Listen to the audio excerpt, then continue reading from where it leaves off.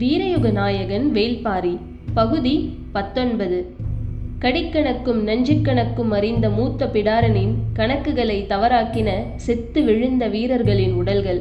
பாம்புகள் முன்னகரும் என்று மட்டுமே அறிந்த பிடாரனின் அறிவை பொய்ப்பித்தது செம்மண்ணுளி.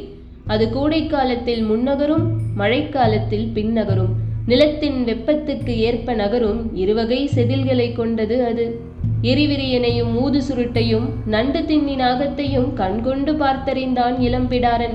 இவற்றை பற்றியெல்லாம் அறிந்தபடி 6ஆம் மலை அடிவாரத்துக்கு அவர்கள் வந்தபோது உயிரோடு இருந்தவர்கள் 2 பிடாரன்களோடு 1 வீரன் மட்டுமே.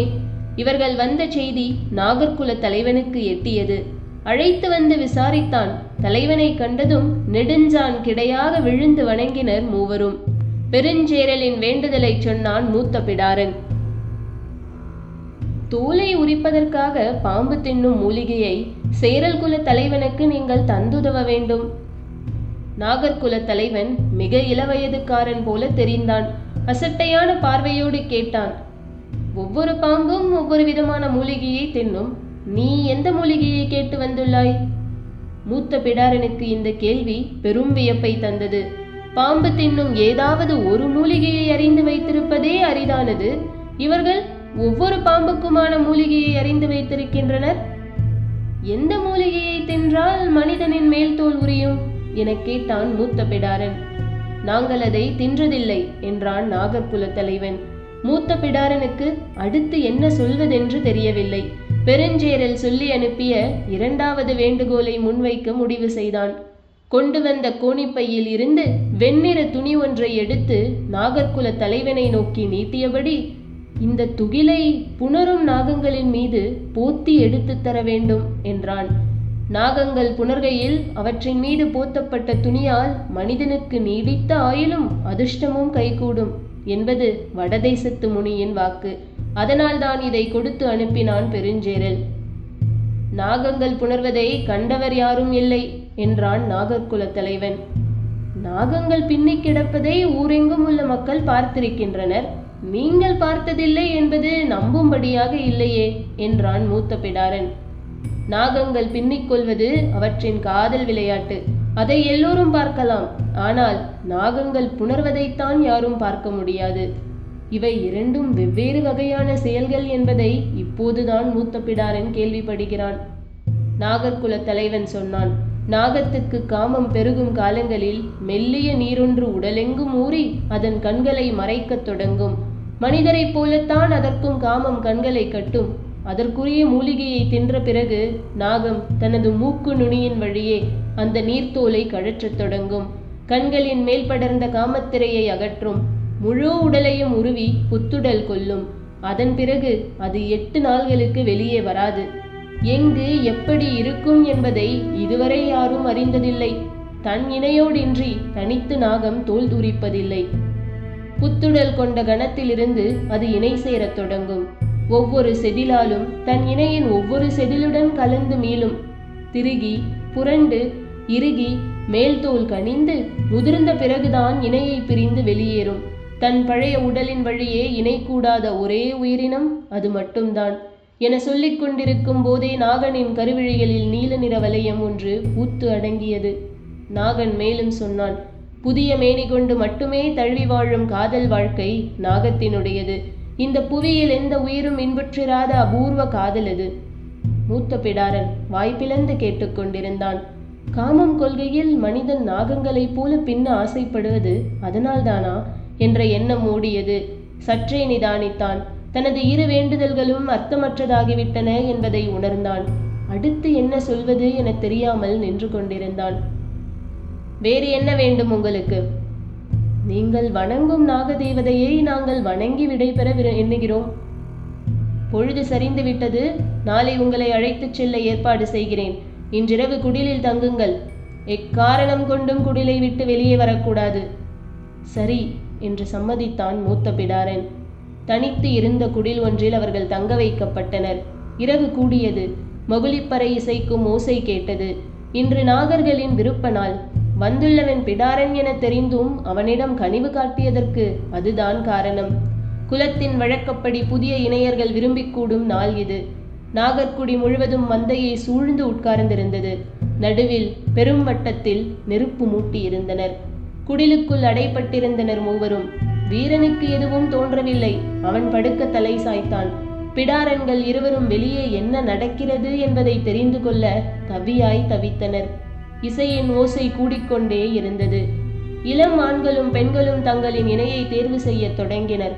மூத்த பிடாரன் ஓலை வேய்ந்த குடிலில் மிகவும் பக்குவமாக சிறு துளையை உருவாக்க முயன்று கொண்டிருந்தான். நாகர்கள் வேய்ந்த குடிலில் ஆபத்து நிறைந்திருக்கும் என்பதை அவனால் யூகிக்க முடிந்தது. எனவே மிகவும் கவனமாக அந்த வேலையை செய்து கொண்டிருந்தான். இளம் பெண்கள் அமர்ந்திருக்க இளம் ஆண்கள் அவர்களின் அருகில் வந்து இரு கைகளையும் பற்றி உள்ளங்கையை ஒன்றோடொன்று உரசினர். சாரைப்பாம்பின் அடிவயிறு வழவழப்பானதாக இருக்கும். நல்ல பாம்பின் அடிவயிறு சொரசொரப்பானதாக இருக்கும். அது மரம் ஏறக்கூடியதால் அந்த தன்மை வாய்ந்தது. ஆண் பெண் இருவரிலும் இந்த இரு இனங்களும் உண்டு. எதிரெதிர் தன்மை உள்ளவர்கள் கைகளை இறுக பற்றினர். அவ்வாறு இல்லாதவர்களின் கைகள் விலகி மறுகை பற்றின. வழவழப்பான சாரையின் அடிவயிற்றை சொரசொரப்பான உள்ளங்கைகள் சூழத் தொடங்கின. மூத்த பிடாரன் பக்குவமாக துளையிட்டு தொலைவில் நடப்பதை பார்த்து கொண்டிருந்தான். இளைய பிடாரனும் அதே போல துளையிட முயன்றான். கைகளை பற்றியவர்களின் ஆட்டம் தொடங்கியது. கைப்புணர்ந்து ஆடும் துணங்கை கூத்து. நாகத்திடமிருந்து மனிதன் கற்ற காதற்கலை இது. சுழிவும் பின்னலுமாக நெருப்பின் தழல் போல் உடல்கள் ஒன்றின் மேல் ஒன்று படர்ந்து மேலேறின. இசை கூடியது. நாகம் படம் விரிக்கையில் மயில் தோகையில் பல வண்ணம் சட்டென தோன்றி மறையும். நாகர்குல பெண்களின் முகங்கள் தழல் படர்ந்த வெளிச்சத்தில் அவ்வாறே தோன்றின. மூத்த பிடாரன் வாய் பிளந்து பார்த்து கொண்டிருக்கையில் ஐயோ என கத்தியபடி கீழே சரிந்தான் இளம் பிடாரன். வேகமாக வந்து அவனை தாங்கி பிடித்தான் மூத்த பிடாரன். அவனது கண்களின் ஓரம் சிறியதாக நீண்டிருந்தது. உள்ளே சென்றதன் வால் பகுதி. அதிர்ந்து போனான் மூத்த பிடாரன். குத்தும் பாம்புகளைத்தான் இதுவரை பார்த்துள்ளான். தீண்டிய வேகத்தில் உள்நுழையும் நாகத்தை இப்போதுதான் பார்க்கிறான். தாங்கி பிடித்தவனின் கை நடுங்கியது. இனி அவனை காப்பாற்ற முடியாது என தெரிந்ததும் அப்படியே தரையில் படுக்க வைத்தான். நாகர்கள் வேய்ந்த ஓலையில் எல்லாம் இருக்கும் என்பதை அறியாது அவசரப்பட்டு விட்டானே என்று மூத்த பிடாரன் கவலை கொண்டான். அதன் பிறகு துளையில் எட்டி பார்க்க மனம் வரவில்லை. இசை கேட்டுக்கொண்டே இருந்தது. நாகங்களுக்கு நெருப்பு ஆகாது. இவர்கள் ஏன் நெருப்பை மூட்டி ஆடுகின்றனர் என்பதை அறிய வேண்டும் என ஆவல் இருந்தது. ஆனால் கண்ணுக்குள் நுழைந்ததை பார்த்த பிறகு எல்லாம் வடிந்து விட்டன. மறுநாள் காலை நாகர்குடி இளைஞன் ஒருவன் வந்து இருவரையும் நாகதேவதையின் இருப்பிடத்துக்கு அழைத்துச் சென்றான். செல்லும் போது வீரன் கேட்டான், இளைய பிடாரன் ஏன் இன்னும் தூங்கிக் கொண்டிருக்கிறான்? எழுந்திருக்க முடியாததால் என்றான் மூத்த பிடாரன். நாகதேவதையின் இருப்பிடத்தை அடைந்தனர். மர அடிவாரத்தில் சிறு சிறு கற்களும் பாம்பு உரித்த தோல் ஒன்றும் இருந்தன. நாகங்களை படமெடுக்கச் செய்து அவற்றின் தலையில் சிறு கல் வைத்து அழைத்து வருவாள் குலத்தின் முதுமகள் என கேள்விப்பட்டுள்ளான் பிடாரன். அங்கு இருக்கும் கற்கள் எல்லாம் தலைமுறை தலைமுறையாக அவ்வாறு கொண்டு வரப்பட்ட கற்களாக இருக்கும் என யூகித்தான் மூத்த பிடாரன். ஆனால் பாம்பு கழற்றி அந்த தோலை வைத்து ஏன் வணங்குகின்றனர்? அதன் காரணம் என்ன என்று கேட்டான். அழைத்து வந்த நாகர்குடி வீரன் சொன்னான், அது வெண்சாரை கழற்றிய தோல். 2 நாள்களில் அடைந்திராத பேரதிர்ச்சியை மூத்த பிடாரன் இப்போது அடைந்தான். வெண்சாரையை பார்ப்பது தெய்வத்தை பார்ப்பதற்கு சமம் என்பார்கள். நீங்கள் பார்த்திருக்கிறீர்களா? எங்கள் முன்னோர்கள் பார்த்திருக்கிறார்கள் என்று மட்டும் சொன்னான் நாகன்.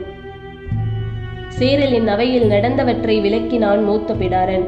வரும்போது நாகவீரன் எங்களை கீழ்மலையின் அடிவாரம் வரை அழைத்து வந்தான். உயிரிழப்பு இன்றி இருவரும் வந்து சேர்ந்தோம் என்றான். நாம் கேட்ட 2ஐயும் அவர்கள் கொடுக்காமல் கவனமாக பேசி உங்களை திருப்பி அனுப்பியுள்ளனர் என்றான் சேரல். கவனம் பேச்சிலிருந்து என்ன செய்ய, செயலில் வேண்டும் என்றான் மூத்த பிடாரன். அவன் சொல்வது அவையோருக்கு புரியவில்லை.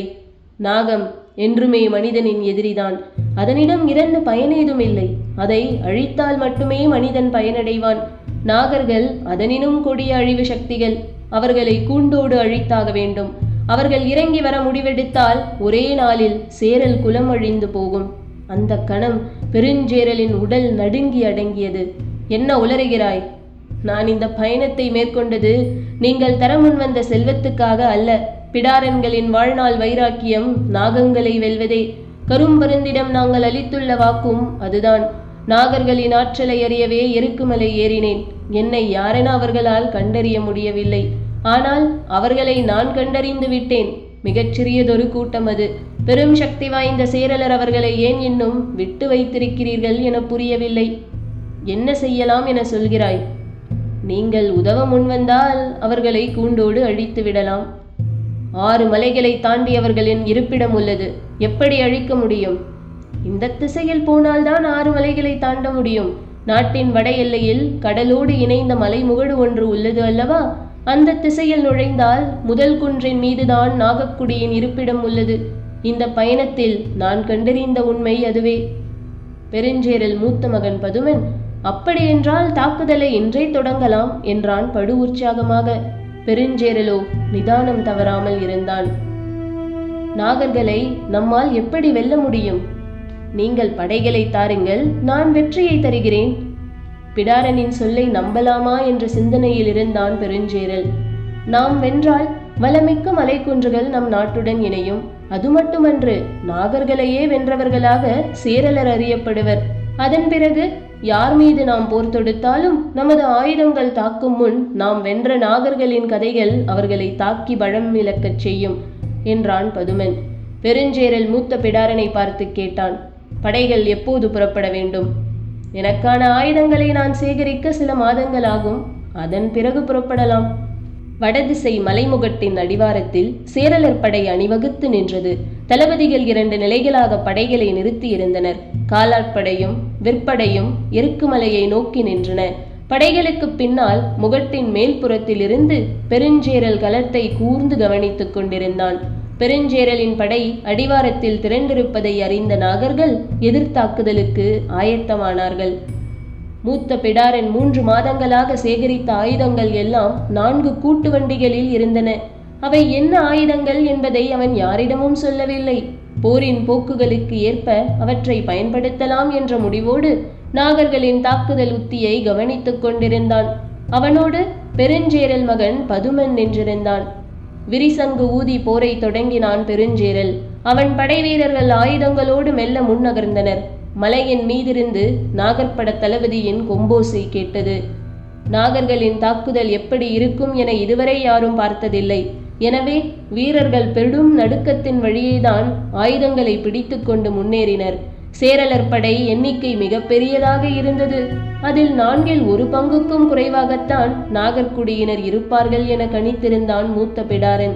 எனவே இந்த போர் உச்சி பொழுதுக்குள் முடிந்துவிடும் என்பது அவனது எண்ணம். சேரல வீரர்கள் முன்னோக்கி சென்றபோது நாகர்களும் 3 அணிகளாக இறங்கி வந்தனர். ஒவ்வொரு அணியிலும் மிக குறைவான வீரர்களே இருந்தனர். அதை கண்ட சேரல வீரர்களுக்கு பெரும் நம்பிக்கை பிறந்தது. அவர்கள் இறங்கி வருவதில் ஏதோ மாறுபட்ட தன்மை இருக்கிறதே என உற்று பார்த்து கொண்டிருந்தான் மூத்த பிடாரன். நாகர்களின் இடதுபுற குழு குறுவளைவு கொண்டு இறங்கியது. வலதுபுற குழு பெரும் வளைவு கொண்டு இறங்கியது. நடுவில் வந்த குழு வளைவுகளற்று நெட்டு வாக்கில் படுவேகமாக இறங்கியது. இதற்கான காரணம் என்னவாக இருக்கும் என கணித்துக் கொண்டிருக்கும் போதே சேரலர் படை நாகர்களை நோக்கி அம்புகளை வீசியது. நடுவில் நெட்டுவாக்கில் வந்த நாகர்படையின் முன் வரிசையினர் மண்டியிட்டு அமர்ந்து அம்பை நாணில் ஏற்றினர். வழக்கமான நேரத்தை விட அவர்கள் நான் ஏற்ற 3 மடங்கு நேரமானது. போர் பயிற்சி அற்றவர்கள் என்பது இதிலிருந்தே தெரிகிறது என்றான் பதுமன். நாகர்கள் தொடுத்த நாணில் இருந்து அம்புகள் பறந்து வரும்போதுதான் அம்போடு சேர்த்து மற்றொன்று நெளிந்து கொண்டு வருவது தெரிந்தது. கன நேரத்துக்குள் சேரலர் படை கதிகலங்கியது. அம்போடு வந்து இறங்கிய சாரைகள் 4 புறங்களிலும் விழுந்து நகர படை வீரர்கள் திசையெங்கும் தெரித்து ஓடினர். நாகர்களின் இந்த தாக்குதலை எதிர்பார்த்திருந்தான் மூத்த பிடாரன். முதலிலே சொன்னால் படை வீரன் ஒருவன் கூட களத்தில் நிற்க மாட்டான், அதனால் தான் சொல்லவில்லை என்று பதுமனிடம் கூறினான். நடுவில் நெட்டுவாக்கில் இறங்கியது சாரை பாம்பு உத்தி. இடதுபுறம் குறுவளைவு கொண்டு இறங்கியது எரிவிரியன் உத்தி. வலதுபுறம் பெருவளைவு கொண்டு இறங்கியது நல்ல பாம்பு உத்தி. பாம்புகளின் தடத்துக்கு ஏற்ப உத்தி வகுத்துள்ளனர். அவர்கள் இப்போது சாரை பாம்பை மட்டுமே பயன்படுத்தி அம்பு எய்துள்ளனர் என்றான் பிடாரன். பதுமனுக்கு உடல் நடுக்கம் கொள்ளத் தொடங்கியது. இதை தடுக்க வழி என்ன? கேட்டுக்கொண்டிருக்கும் போதே தனது கூட்டு வண்டியின் மேல் கூடாரத்தை திறந்து விட்டான் மூத்த பிடாரன். கரும் பருந்துகளும் பாம்பு பருந்துகளும் படபடத்து வெளியேறின. காற்றில் ஏறிய பருந்துகளின் ஓசை எங்கும் எதிரொலித்தது. பருந்துகரின் விரல்கள் களத்தில் நெளியும் சாறைகளை கவ்வி மேலேறின. அந்த காடு முழுவதும் பருந்துகள் வட்டமடிக்கத் தொடங்கின. பருந்தின் கண்கள் பாம்பை காணும் முன் அதை பாம்பு கண்டுணர்ந்துவிடும். இனி எந்த பாம்பும் வெளியே நிலை கொள்ளாது. அனைத்தும் தன் இருப்பிடத்தை நோக்கி ஓடிவிடும். அவர்களால் அதை கையில் எடுத்து அம்பில் பொருத்தி அனுப்ப முடியாது என்றான் பிடாரன். பதுமனுக்கு மேலெல்லாம் வியர்த்திருந்தது. பிடாரனின் இந்த உத்தியை எதிர்பார்த்து இருந்தவனைப் போல நாகர்குல தளபதி குறுஞ்சிரிப்பு ஒன்றை உகுத்தான். முகட்டின் பின்புறம் நிறுத்தப்பட்டிருக்கும் அடுத்த படைப்பிரிவை முன்னகர்ந்து வரச்சொல் என்று கத்தினான் மூத்த பிடாரன். பதுமன் அதற்கான உத்தரவை பிறப்பித்துக் கொண்டிருக்கும் போதே 4வது கூட்டுவண்டியின் கதவை திறந்தான் மூத்த பிடாரன். மரப்பெட்டிகள் நிறைந்திருந்தன. வீரர்களின் பெட்டியை எடுத்துக்கொண்டு போய் எதிர்த்திசையில் பகுதிக்கு ஒன்றாக திறந்துவிடச் சொல் என்றான் மூத்த பிடாரன். பதுமன் உடனடியாக அதற்கான உத்தரவை இட்டான். வீரர்கள் பெட்டியை எடுத்துக்கொண்டு ஓடினர். பெட்டிகள் முழுக்க எண்ணற்ற பாம்பு கீரிகளும் கருங்கீரிகளும் இருக்கின்றன. அவை முக்கியமல்ல, 8 பழந்தின்னி கீரிகள் இருக்கின்றன. அவற்றின் வாடை காற்றில் மிதந்தாலே போதும், இந்த திசை விட்டே பாம்புகள் வெளியேறிவிடும் என்றான் மூத்த பிடாரன். சேரலர் படை மறுமுறை அணிவகுத்தது. இப்போது பின்வரிசையில் கம்பீரமாக நிலை கொண்டது யானைப்படை. அதற்கு முன்னால் விற்படையும் காலாட்படையும் அணிவகுத்தன. முதலில் இருந்ததை போல 2 மடங்கு வீரர்கள் உத்தரவு கிடைத்ததும் முன்னேறினர். நாகர்குல தளபதி கையசைத்ததும் நாகர்களின் அம்புகள் நாணில் இருந்து விடுபட்டு காற்றில் பாய்ந்தன. இப்போது அம்போடு நெளிந்து வளையும் பாம்புகள் எவையும் தென்படவில்லை. சேரள வீரர்கள் உற்சாகத்துடன் முன்னேறினர். பதுமன் மூத்த பிடாரனை தழுவி பாராட்டினான். இனி வெற்றி உறுதி என்று சொல்லி மகிழ்ந்தான் பதுமன். சிறிது நேரத்தில் முன்கள வீரர்களிடம் கூச்சலும் குழப்பமும் ஏற்பட்டன. என்னவென்று அறியும் முன்பே வீரர்கள் பின்னோக்கி ஓட ஆரம்பித்தனர். சரிகில் தீப்பற்றுவதைப் போலத்தான் போர்க்களத்தில் ஓட ஆரம்பிப்பது. ஒருவன் ஓட ஆரம்பித்தால் அந்த அச்சம் கன நேரத்துக்குள் ஒட்டுமொத்த படையிலும் பரவும்.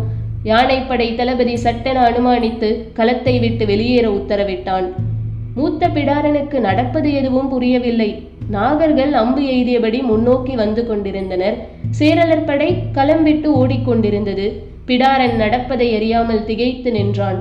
வீரர்கள் உயிர் பிழைக்க வெறிகொண்டு ஓடினர். என்ன என்பது விளங்கவில்லை.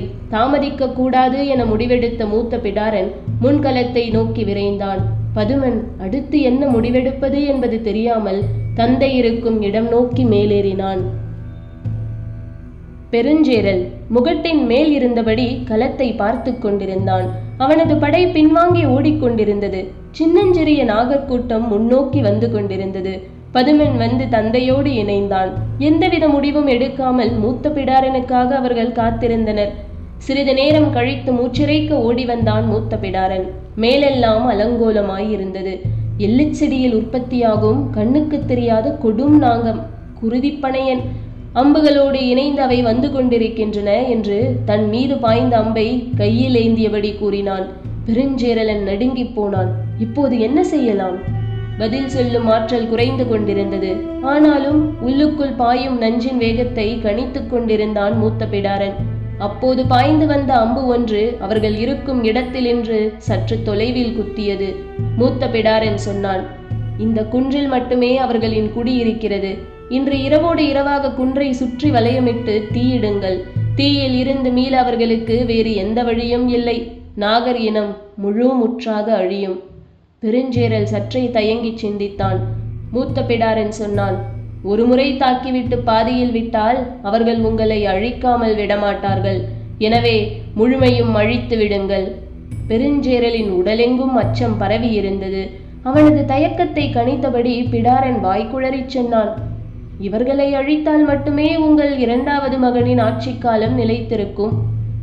முதல் மகன் பதுமன் இருக்கும் போது ஏன் இவன் 2வது மகனை பற்றி சொல்கிறான் என்ற அதிர்ச்சியோடு பெருஞ்சேரல் திரும்பி பதுமனை பார்த்தான்.